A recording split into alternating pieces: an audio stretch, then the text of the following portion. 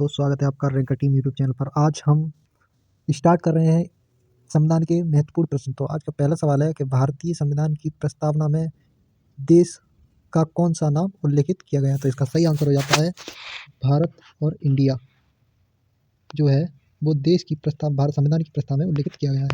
ठीक, अगला प्रश्न कहता है कि नागरिकता प्राप्त करने के लिए शर्त निर्धारित करने वाला सक्षम निकाय कौन सा है। तो नागरिकता की जो संबंधित जो कानून है वो कौन बना सकता है, संसद बना सकती है। ठीक, अगला प्रश्न कहता है कि भारत के नागरिकों को कितने प्रकार की नागरिकता प्राप्त है। तो इसका सही आंसर हो जाता है एक प्रकार की, यानी एकात्मक हमारे देश में एकात्मक नागरिकता है। अगला प्रश्न कहता है कि नगर पालिकाओं की जिम्मेदारियों से संबंधित सूची कौन सी है। तो इसका सही आंसर हो जाता है 12वीं और 11वीं अनुसूची में क्या कहा गया है, दल बदल वो क्या कहते हैं, ग्राम पंचायतों का गठन। और 10वीं अनुसूची में कहा गया है दल बदल और 9वीं अनुसूची में भूमि सुधार से संबंधित है। अगला कहता है संसद को भंग करने के लिए कौन सक्षम है। तो संसद को भंग कौन कर सकता है, राष्ट्रपति। ठीक, अगला प्रश्न कहता है कि 1957 में किस समिति ने भारत में त्रिस्तरीय पंचायत राज की व्यवस्था पर सर्वप्रथम सिफारिश की। तो इसका सही आंसर हो जाता है बलवंत राय मेहता। ठीक, अगला प्रश्न है हमारा मनरेगा कार्यक्रम निम्नलिखित में से भारतीय संविधान के किस अनुच्छेद को लागू करने हेतु लाया गया। तो इसका सही आंसर हो जाता है 43। ठीक, अनुच्छेद के तहत मनरेगा लागू किया गया। अगला प्रश्न कहता है कि यदि पंचायत भंग होती है तो किस अवधि के अंदर निर्वाचन होगा। इसका सही आंसर हो जाता है कि पंचायत भंग होती है तो 6 महीने के अंदर पंचायत का निर्वाचन हो जाना चाहिए। अगला प्रश्न कहता है कि भारत में से कौन सा विषय पंचायती राज संस्थाओं की शक्तियों के अंतर्गत नहीं आता है। तो इसका सही आंसर हो जाता है न्यायिक पुनर्निरीक्षण इसके अंतर्गत नहीं आता है। ठीक, अगला प्रश्न कहता है कि राष्ट्रीय विकास परिषद का सचिव कौन होता है। तो इसका सही आंसर हो जाता है और योजना आयोग का सचिव।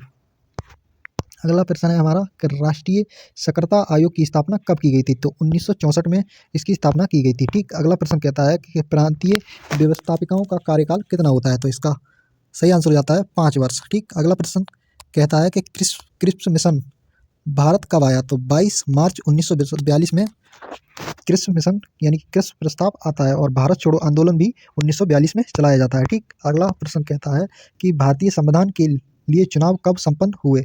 भारतीय संविधान सभा के चुनाव कब संपन्न हुए। तो इसका सही आंसर हो जाता है 1946 में ये चुनाव संपूर्ण कराए गए। ठीक, अगला प्रश्न होता है कि राज्य की नीति निर्देशक तत्वों का उद्देश्य एक आर्थिक प्रजातंत्र की स्थापना करना है, ऐसा किसने कहा था। तो ये डॉक्टर भीमराव अम्बेडकर जी ने कहा था। ठीक, अगला प्रश्न कहता है कि भारतीय संविधान का कौन सा अनुच्छेद भारत के विदेशी नीति से संबंधित है। तो अनुच्छेद नंबर 81 जो है वो भारत की विदेशी अंतर्राष्ट्रीय शक्ति से संबंधित है और इसी के अनुच्छेद के तहत हमारा जो भारत है वो UNO का सदस्य बना था। ठीक, अगला प्रश्न कहता है कि कैबिनेट मिशन योजना के अध्यक्ष कौन थे। तो इसका सही आंसर हो जाता है पैट्रिक लॉरेंस इसके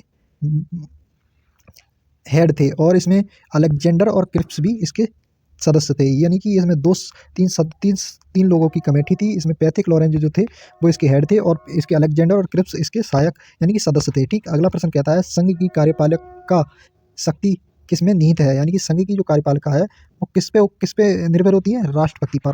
ठीक, अगला प्रश्न कहता है कैबिनेट मिशन प्लान के अंतर्गत संविधान निर्माण सभा की स्थापना किस वर्ष हुई। तो 1946 में संविधान सभा की स्थापना की गई। ठीक, अगला प्रश्न कहता है कि भारतीय गवर्नर जनरल कौन थे। तो लॉर्ड माउंटबेटन जो थे भारत के अंतिम गवर्नर जनरल थे।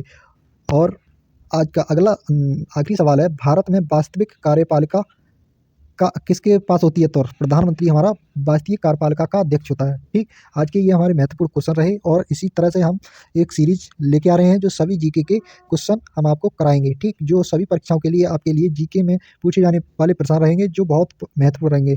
और हमसे जुड़ने के लिए हमारे चैनल को सब्सक्राइब करें और वीडियो को लाइक करें। जय हिंद।